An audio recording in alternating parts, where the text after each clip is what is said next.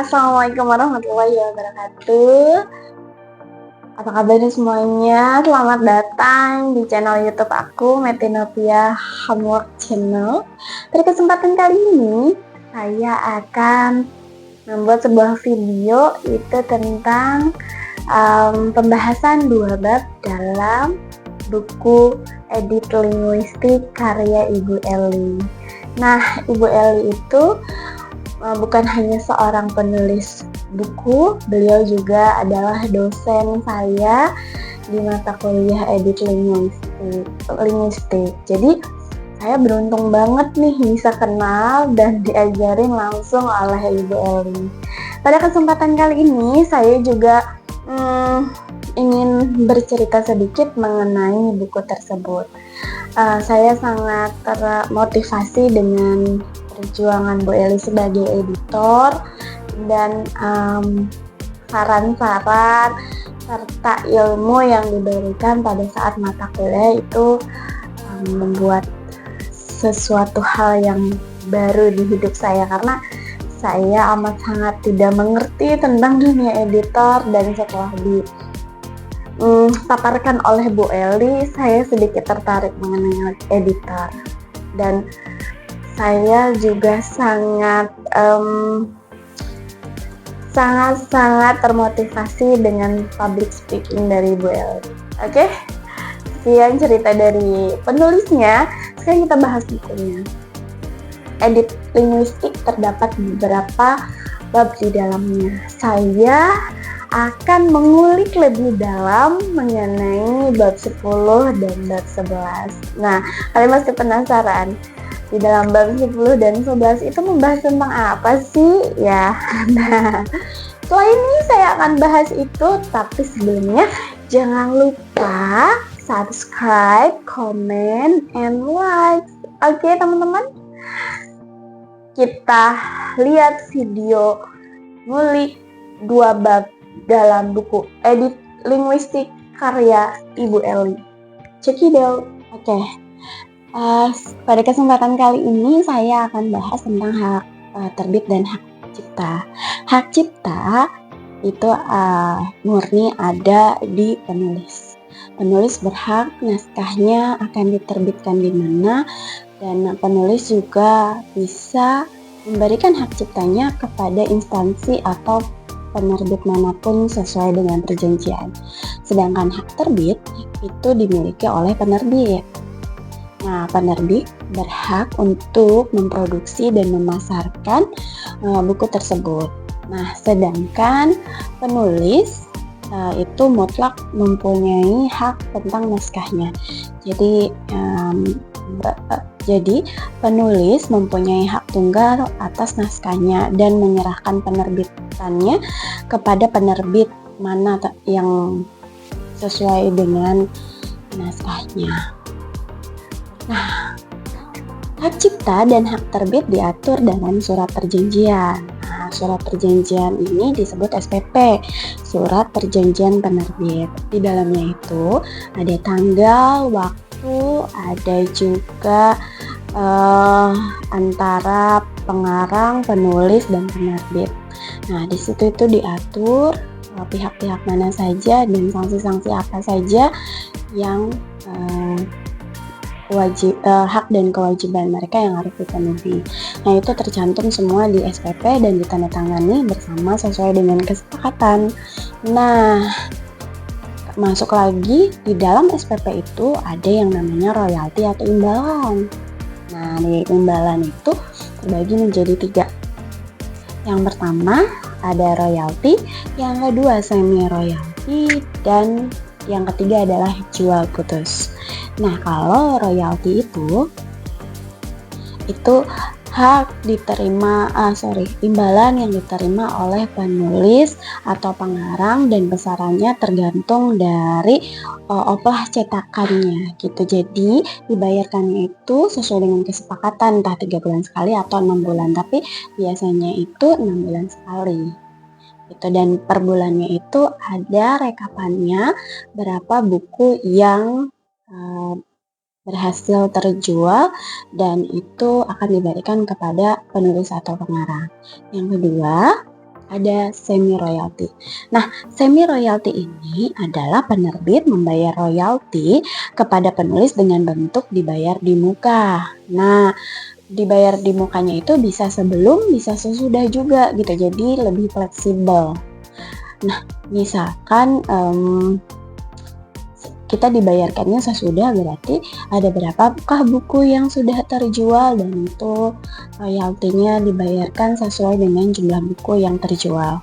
Dan yang ketiga, yang terakhir, ada jual putus. Nah, jual putus ini biasanya dilakukan pengarang atau penulis kalau naskahnya memang akan diserahkan ke penerbit dan tidak mau tahu tentang penjualan atau produksinya gitu. Jadi naskahnya udah aja dijual gitu. Jadi hak ciptanya juga sudah diberikan kepada penerbit.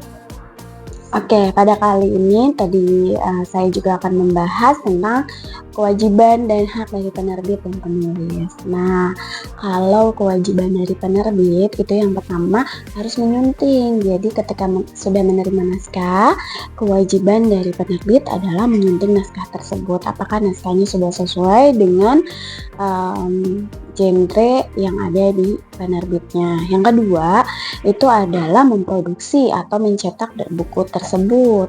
Yang ketiga, itu memasarkan atau mempromosikan, mendistribusikan, dan lain-lain.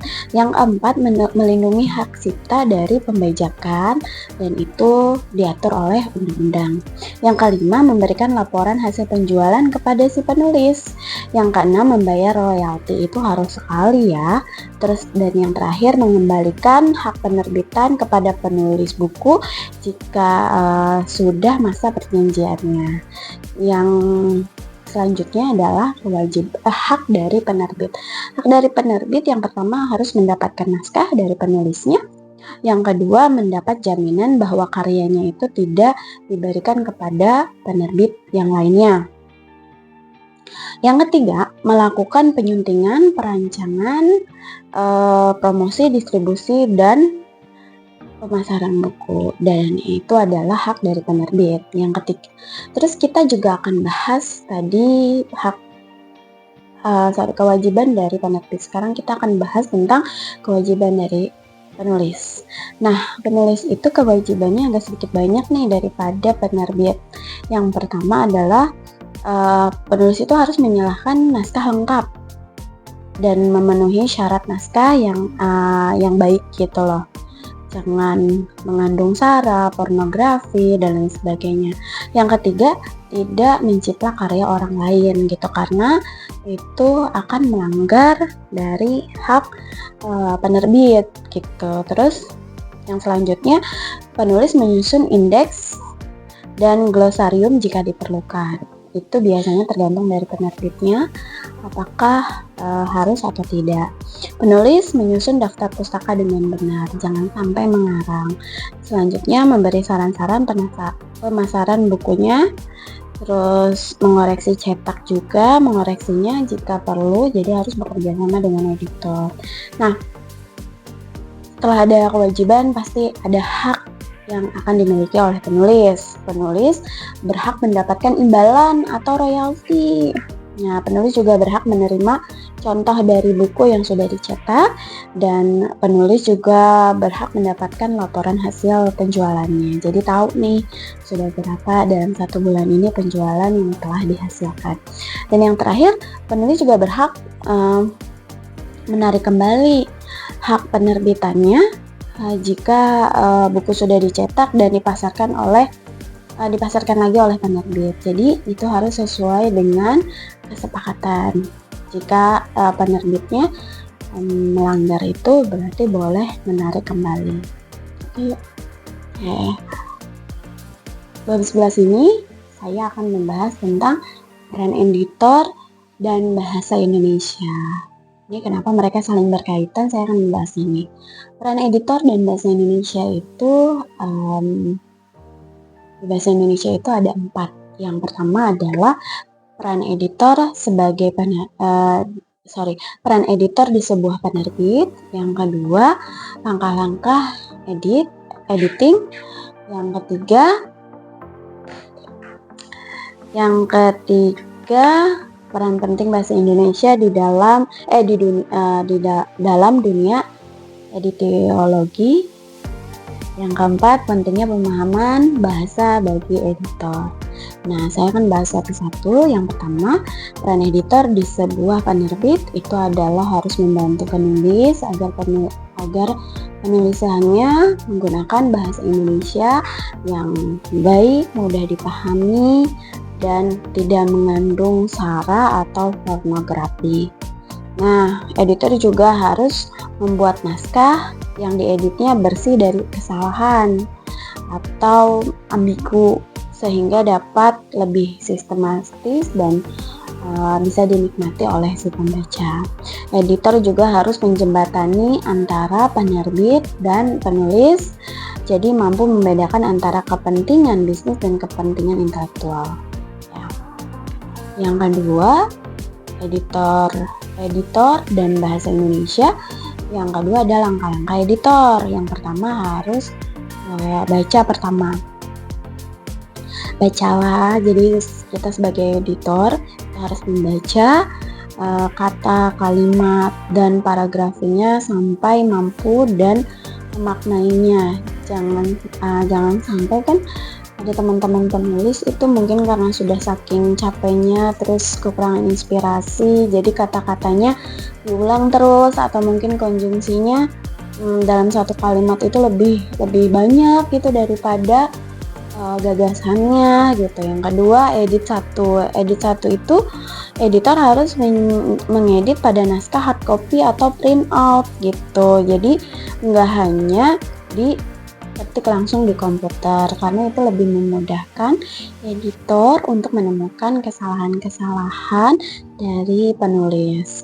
Yang ketiga, edit 2. Edit 2 itu dalam hal ini editor bisa memperbaiki, mengubah, dan menambahkan atau bahkan menghilangkan beberapa kalimat atau paragraf dan menggantinya dengan kalimat yang baru jika itu dirasa perlu.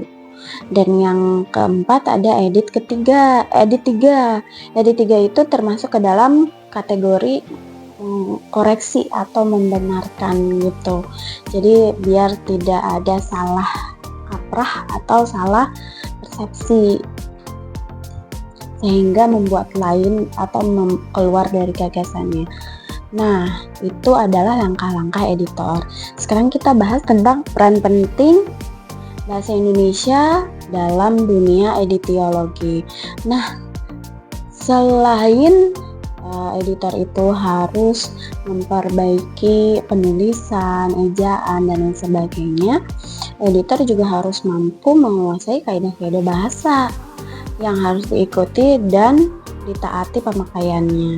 Jadi itu harus di luar kepala, jangan sampai yang benar malah jadi salah gitu. Penulisnya sudah benar tapi karena kurangnya pengetahuan dari editor maka itu disalahkan, dan itu sangat fatal. Itu akan menciderai penerbit gitu.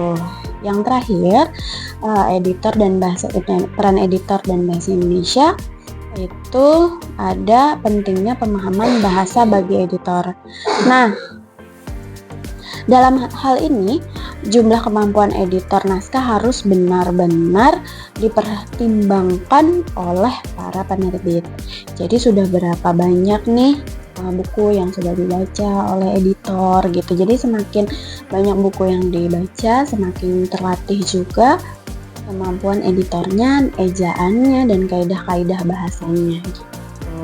Jadi teman-teman, peran editor dan bahasa Indonesia itu sangat erat karena dari situlah editor bisa tahu dan bisa menjembatani antara penulis dan dengan penerbit agar kualitas dari tulisannya dan kualitas dari penerbitannya itu berjalan dengan baik. Oke teman-teman, jadi segitu aja video bedah buku edit linguistik karya Ibu Eli pada bab 10 dan bab 11. Bab 10 mengenai hak terbit dan hak cipta, sedangkan bab 11 mengenai peran editor dan bahasa Indonesia. Sekian dari saya, kurang lebihnya mohon maaf. Wassalamualaikum warahmatullahi wabarakatuh. Dadah, assalamualaikum, happy selalu.